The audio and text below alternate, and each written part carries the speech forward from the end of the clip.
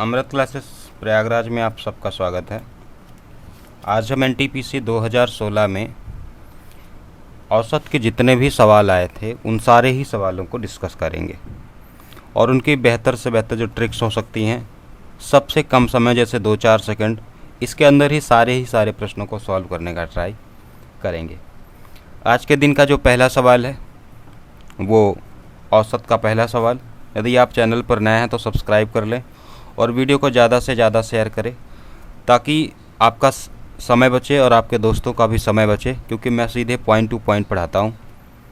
पहला सवाल है, 30 पेन और 75 पेंसिल को 390 रुपये में ख़रीदा गया। एक बात और, अगर आप वीडियो पहली बार देख रहे हैं, इसके पहले भी बहुत सारे चैप्टर्स की एनटीपीसी और ग्रुप डे के लिए पेपर्स और प्रैक्टिस क्वेश्चंस मैंने अपलोड किए हैं, जिन्हें आप जाकर देख लीजिए और भरपूर लाभ उठाइए।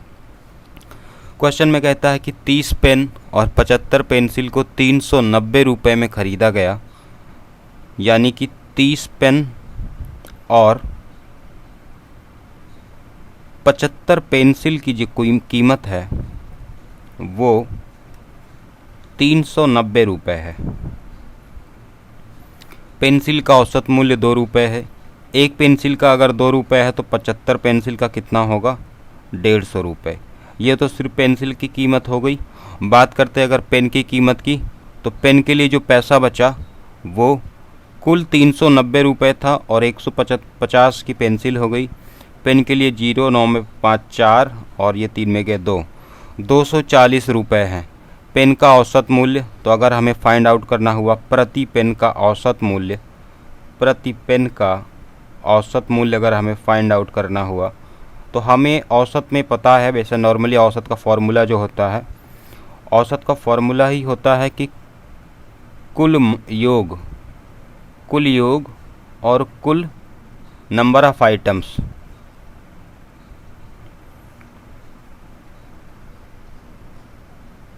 कुल वस्तुएं यहाँ पर हम कहेंगे।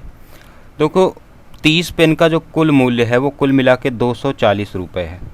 तो 240 तो हो गया कुल योग, और कुल वस्तुएं कितनी हैं? 30, यानी कि 30 अट्ठे 240। इस सवाल का बहुत सीधा सा जवाब होगा कि प्रति पेन का जो औसत मूल्य है वो कितना है? 8 रुपये। याद रखिए, ये एनटीपीसी 2016 की 29 अप्रैल की द्वितीय पाली और 27 अप्रैल की तीसरी पाली में ये प्रश्न पूछा गया। तो ऐसे आसान से सवाल आपकी परीक्षाओं में पूछे जाएंगे, तो उनके स्तर को देखते हुए ही तैयारी आप लोग करिए। अगले प्रश्न की ओर अगर हम बढ़ें तो इसमें दिया गया है कि जेम्स द्वारा गणित, विज्ञान और इतिहास में प्राप्त किए गए अंकों का औसत 89 है। यदि उसके भाषा के 89, यदि उसके भाषा के अंक भी जोड़ लिए जाएं तो औसत घटकर 88.25 हो जाता है। भाषा में उसके द्वारा प्राप्त अंक ज्ञात करो। देखो, इसका मैं बहुत ही शॉर्टकट आपको बता रहा हूँ कि गणित, विज्ञान और इतिहास कुल मिला के 3 विषय हैं और इन 3 विषयों के औसत अंक कितने हैं? 89। एक विषय भाषा जोड़ ली जाती है, यानी कि अब विषय कितने हो गए? 4 विषयों के जो औसत हैं वो 88.25 है। आपको यही फाइंड आउट करना है कि चौथे जो भाषा का पेपर है उसमें कितने अंक मिले हैं। 3 से 4 में +1 का फ़र्क है और 89 से 88.25 में -0.75 का फ़र्क है। इसको आपको कैसे करना, ध्यान से देखो। इस 1 को 88.25 में मल्टीप्लाई करना है और इस 3 को इसमें मल्टीप्लाई करना है और दोनों को जोड़ देना है। साइन जो होगा उस हिसाब से करेंगे। 1 को अगर मल्टीप्लाई करेंगे तो 88.25 ही आएगा, ये साइन प्लस ही होता है। लेकिन अभी 3 को 0.75 से मल्टीप्लाई करेंगे तो 3 15 और 3 7 21, 1 22, 2.25 और ये माइनस में आएगा। तो आपको मालूम है कि प्लस और माइनस का साइन मिलकर क्या होता है? माइनस होता है। यानी कि इसको हम लिखेंगे 88.25 माइनस 2.25। आप इसको घटाओगे तो 2.25 घटाने पे ये 86 आएगा, क्योंकि 0.25 से 0.25 और 88 में 2 घटने पे 86। इसका अंतर जो होगा वो 86 होगा। बहुत सिंपल सरल सवाल है, इसको इस तरीके को बिल्कुल याद रख लो और इसी तरीके से सारे के सारे क्वेश्चंस कर डालना। नेक्स्ट क्वेश्चन की तरफ बढ़ते हैं। जिस भी क्वेश्चन के कॉन्सेप्ट आपको समझ ना आ रहे हैं उसको रिवाइज करके रिपीट करके देख लेना, रिकैप करके वीडियो को देख लेना। अगले क्वेश्चन की तरफ बढ़ें तो जान 4 पुराने ट्रैक्टर 2 लाख रुपए में ख़रीदता है। उसने इन 4 ट्रैक्टर के रख रखाव और मरम्मत में कुल 3 लाख रुपए खर्च किए। देखो मैं यहाँ इस सवाल को सॉल्व कर रहा हूँ। 4 ट्रैक्टर की जो कीमत है, चारों ही ट्रैक्टर्स की जो कीमत है 2 लाख तो उसने ख़रीदा ही था, प्लस 3 लाख उसने मरम्मत में खर्च किया। ठीक है, तो इसकी पूरी कीमत क्या हो गई 4 ट्रैक्टर्स की? 5 लाख। ठीक है, एक ट्रैक्टर पहले से ही 1 लाख रुपए में बेच देता है। एक ट्रैक्टर बेच देता है कितने का? 1 लाख। अभी बताओ कि उसके पास कितने ट्रैक्टर बचे हैं? 3, क्योंकि उसके पास कुल कितने ट्रैक्टर थे? 4। 3 ट्रैक्टर बचे हैं और 4 लाख जिनकी कॉस्ट है, 4 लाख जिनकी कॉस्ट है, कीमत है या क्रय मूल्य है, जो भी आपको समझ आ रहा है। क्योंकि 4 ट्रैक्टरों को पूरी तरह तैयार करने में 5 लाख रुपए उसके खर्च हुए थे, जिसमें से उसने 1 लाख रुपए बेचकर तो निकाल लिए, बाकी 4 लाख रुपए उसे और निकालने थे, वो सिर्फ 3 ट्रैक्टर्स को बेचकर ही निकाले जा सकेंगे।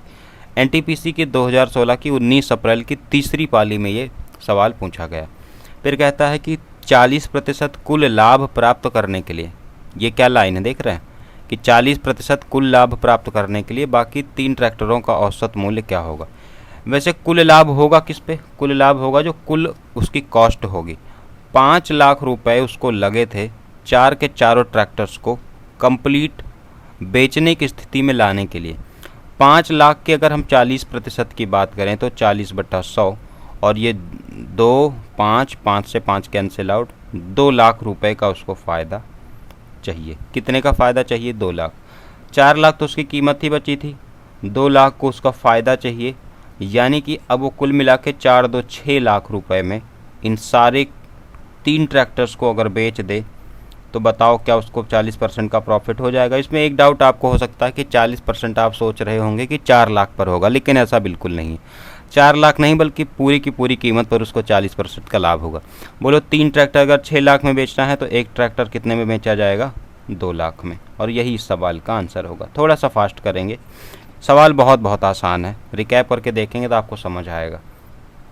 अगर एक बार में समझ नहीं आ रहा है, बाकी एक बार में समझ आ रहा है क्वेश्चन को पढ़ के, तो बहुत अच्छी बात है। इस सवाल को अगर हम देखें तो 5 क्रमागत संख्याएं, कहाँ चला जा रहे हो भैया?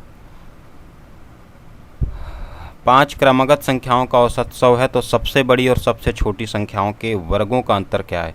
आपको मैं बता दूं तरीका कि 5 क्रमागत संख्याएं 1 2 3 4 5 इस तरह होती हैं। अगर बात क्रमागत की हो तो सब औसत जो होता है, अगर इन संख्याएं जो कि यहाँ पे कितनी संख्याएं हैं? आप कहेंगे 5 संख्याएं हैं। 5 एक विषम संख्या है, ठीक है। अगर number of digit, number of numbers यानी कि संख्याओं की संख्या अगर, या वस्तुओं की, आर्टिकल्स की कुछ भी संख्या अगर विषम है तो उसके मध्य का जो आइटम होता है वही उसका औसत होता है। जैसे 5 में से इसका बीच का कौन होगा? तो आप कहेंगे ये वाला गोला, ये, क्योंकि ये पहला था, ये दूसरा था, तीसरा, चौथा, पाँचवा, यही इसका औसत होगा। यही इसकी ट्रिक है। इसके पहले कौन सी संख्या होगी? 99, और इसके पहले कौन सी संख्या होगी? 98, इसके बाद 101 और इसके बाद 102। ये बहुत शॉर्टकट है, बिल्कुल शॉर्टेस्ट मेथड है। ये भी 2016 की द्वितीय पाली में 30 अप्रैल को पूछा गया सवाल है। अगर इस तरह के सवाल आपको आते हैं तो बिल्कुल इसी तरह करने हैं। 5 क्रमागत संख्या हैं जिनका औसत 100 है, तो बीच वाली संख्या ही 100 होगी। अब आपसे पूछा क्या है कि सबसे बड़ी तथा सबसे छोटी संख्याओं के वर्गों का अंतर। बोलो सबसे बड़ी संख्या कौन सी है? 102, इसके वर्ग, और सबसे छोटी संख्या 98, इसके वर्ग के बीच का जो अंतर होगा वही क्या होगा? तो आप 102 का करेंगे तो 10 404 और 98 का 8604, 9604, 8 नहीं 9604 आएगा। यहाँ करेक्ट कर लीजिए। तो 10,404 और 9,604 को घटाएंगे तो आपको आंसर मिलेगा 800, और यही आपका आंसर होगा 800। ये सवाल जब प्रश्न परीक्षा में आएंगे तो इनको लगाने में महज 10 सेकंड लगेंगे, 10 से 5 सेकंड, 10 से 15 सेकंड, इससे ज़्यादा लग ही नहीं सकते। बस आपको ये तरीका याद रखना है। ये तरीके इतने शानदार हैं कि आपके सवाल मिनटों में नहीं सेकंडों में ही होंगे, सेकंड से ज़्यादा नहीं लगने। इस सवाल को देखो, ये भी 2016 में दो दिन ये पूछा गया, मतलब ये सवाल रिपीट हुआ है उसी ही पेपर में, एनटीपीसी के ही एग्ज़ाम में। 3 संख्याएं हैं जिसमें दूसरी संख्या पहली संख्या की तिगुनी और तीसरी की दोगुनी है। आपके दिमाग की बात है, अगर मैं पहली संख्या को 3x मान लूँ और दूसरी संख्या पहली की तिगुनी है, 3x नहीं, अगर तिगुनी है तो इसको मान लो 2x, ठीक है, क्योंकि जितना अच्छा आप मान लोगे उतना जल्दी सवाल हो जाएगा। इसको 2x मान लिया पहली संख्या को, दूसरी संख्या 3 गुनी है तो 6x हो गई, और यही जो दूसरी संख्या है ये तीसरी की 2 गुनी है, यानी कि तीसरी संख्या 3x है। इन तीनों संख्याओं का औसत 77 है। 3 संख्याएं हैं, औसत 77 है। अगर मैं कहूँ कि 2x plus 6x plus 3x क्या होगा, तो आप कहेंगे 77 तो औसत है और 3 संख्याएं हैं, ठीक है। तो ये कितना हो जाएगा, 6 3 9 2 11, 11x इक्वल्स टू 77 गुणे 3। इसको कैंसिल आउट करोगे 7 7 3, x की वैल्यू 21। और हमसे पूछ क्या रखा है कि दूसरी संख्या जो हमारी है ये 6x है, 6 गुणे 21 यानी कि 126। 126 इस सवाल का आंसर होगा। रिकैप करके फिर से देख लीजिएगा, बहुत ही इजी सवाल है और उससे इजी मेथड में मैं आपको सॉल्व करा रहा हूँ। पहली 40 प्राकृतिक संख्याओं का माध्य क्या होगा। अगर आपको टाइम लगाना है तो आप टाइम बेशक लगाइए, लेकिन इस सवाल में टाइम बिल्कुल नहीं लगना चाहिए। सही पूछे तो इसमें पेन कॉपी उठाने की ही ज़रूरत नहीं। 3 मई 2016 की पहली पाली में यह सवाल पूछा गया था। 40 प्राकृतिक संख्याएं हैं तो आपको कुछ नहीं करना, 40 + 1 / 2 यानी कि 41/2, और इसका आधा कितना होगा 20.5, और ये 20.5 कहाँ पे है, ये सेकंड आंसर आप लगा सकते हैं। ये कब होगा, जब संख्याओं की, आर्टिकल्स की, वस्तुओं की संख्या सम होगी। जब सम होगी तो उसमें 1 जोड़ के उसका आधा कर लेंगे। जब भी सम होगी तो उसके बीच वाला पद ही उसका औसत होगा, ठीक है। बहुत सारी डिटेल में आपको ये बात जाननी है तो जल्दी एक न्यू बैच आ रहा है इसी अक्टूबर में, उसमें बहुत सारे डिटेल्स है और इसी कॉन्सेप्ट से बहुत छोटे छोटे तरीक़ों से मैं सवाल को लगाऊंगा। इसमें कहता है कि सोमवार से शुक्रवार तक ये डिफरेंट डिस्टेंस वो कवर करता है। 2 दिन में उसे कितनी और दूरी तय करनी चाहिए ताकि प्रति सप्ताह उसका प्रतिदिन का औसत 4 हो। एक सप्ताह में दिनों की संख्या कितनी होती है, 7 दिन होते हैं, ठीक है, 7 दिन होते हैं। प्रतिदिन 4 तो 7 गुणे 4 यानी कि पूरे हफ्ते में उसको 28 किलोमीटर की दूरी तय करनी है।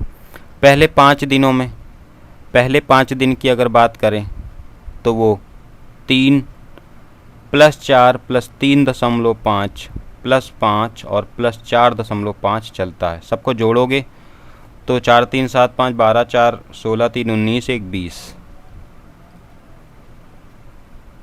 ये कितना आएगा 20 आएगा।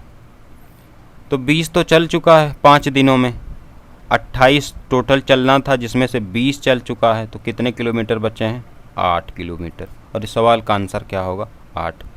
इन सवालों को मैं इसलिए करा रहा हूँ कि आप इस बात को समझ लो कि कोई टीचर, कोई कोचिंग, कोई क्लास आपको अगर ये कहे कि सवाल इतने कठिन आएंगे कि आपको मेरा कोर्स लेने की ही ज़रूरत है, तो आप उसको दिखाइएगा, इसको बताइएगा कि देख लीजिए कि एनटीपीसी 2016 के परीक्षा में इस तरह के सवाल आए थे, जो कि आसान है, खुद से आप कर सकते हो। 25 मदों का औसत 40 है, ओके। एक मद 50 के स्थान पर 25 लिखा गया था, वास्तविक माध्य क्या होगा। जहाँ पे 50 लिखा जाना था वहाँ पे 25 लिख दिया गया, यानी कितने की कमी कर दी गई, -25 की। 25 कम लिखा गया यानी कि औसत भी कम हो गया होगा।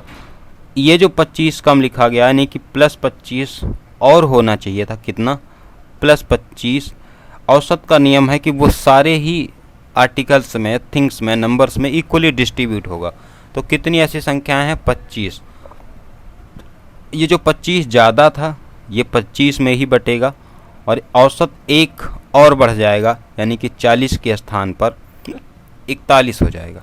ये तरीका आपको समझ नहीं आ रहा होगा क्योंकि आप इन सारी चीज़ों में हो सकता है नए हों या फिर ये आप पहली बार पढ़ रहे हो, लेकिन ये ऐसे ही सवाल लगेंगे सेकंड्स में, केवल सेकंड्स में इसके आंसर आ रहे हैं। आप देख रहे हैं कि 2016 के जितने भी प्रश्न हैं उनमें 5 सेकंड्स और मैक्सिमम के मैक्सिमम 10 सेकंड, ऐसा कोई सवाल नहीं 2016 में जो 10 सेकंड के बाहर गया हो। इसका आंसर क्या हो गया 41। आप समझ लो कि जो 25 नहीं लिखा गया था वो 25 को लिखेंगे तो वो 25 मदों में बराबर बराबर बंट जाएगा, और जब बराबर बराबर बटेगा तो औसत एक बढ़ जाएगा। आज के दिन का यह सवाल देखो, ये भी 2016 की तृतीय पाली में 2 बार पूछा गया, 18 अप्रैल और 2 अप्रैल को। 45 परिणामों का औसत 23 है, ठीक है। और फिर कहता है कि पहले 22 का औसत 18 है, पहले 22 का औसत 18 है और अंतिम 22 का औसत 21 है। अब देखो ये सारी चीज़ें इसी तरीके से लगाओगे, 23 18 से कितना कम है 5 कम है, और 23 जो है वो 21 से कितना कम है, 21 23 से कितना कम है 2। 5 को मल्टीप्लाई करो 22 से, ये -110 होगा और 110 होगा। 22 को मल्टीप्लाई करोगे तो ये -44 होगा, ठीक है। अगर हम बात करें 23वीं संख्या की अगर हम बात करें तो 23वीं संख्या जो होगी वो -110 प्लस 44 और प्लस 23, 110 और 44 154 और 23 177। इस सवाल का आंसर क्या होगा 177। ये डीविएशन मेथड है, ये औसत का डीविएशन मेथड है। जैसे कि 45 संख्याओं का औसत 23 था, 22 संख्याओं का औसत 18 था और बाकी की 22 संख्याओं का औसत 21 था। एक संख्या कितनी है 177 है। आप देखोगे डिविएशन में होता क्या है कि सभी का जो प्लस माइनस है वो 0 होना चाहिए। अब इसको अगर आप ऐसे ऐसे सॉल्व करोगे तो ये क्या आ जाएगा 0 आ जाएगा। ये औसत के इतने सवाल थे जो 2016 की परीक्षा में पूछे गए थे। ऐसा कोई सवाल नहीं था जिस 10 सेकंड के बाहर गया हो। और आप ये समझ लीजिए कि सारे के सारे चैप्टर्स ऐसे ही आएंगे। बहुत ज़्यादा समय व्यतीत करने, बहुत ज़्यादा प्रैक्टिस करने से आपको फल नहीं मिलेगा, बल्कि बाकी चीज़ों में आप फोकस करिए। जीएस जो कि इस चीज़ के 40 सवाल आने हैं उसमें आप अपना ध्यान लगाइए। ये 16 अक्टूबर 2020 से लेखपाल यूपीएसआई और उत्तर प्रदेश की समस्त भर्ती परीक्षाओं के लिए मैथ्स स्पेशल का फ्री बैच यूट्यूब पर चलाया जा रहा है, जो कि मेरे द्वारा ही चलाया जाएगा। पेड बिल्कुल नहीं होगा, सारी की सारी वीडियोज़ फ्री होंगी और अनंत समय के लिए वीडियोज़ पड़ी रहेंगी। 16 अक्टूबर 10 AM को पहली क्लास का डेमो आएगा 10 AM पर। अपने दोस्तों के साथ शेयर कर दीजिए। उन्हें पेड कोर्स खरीदने से रोकिए, क्योंकि जल्द ही सारी की सारी मैथ आपके जेब में होगी।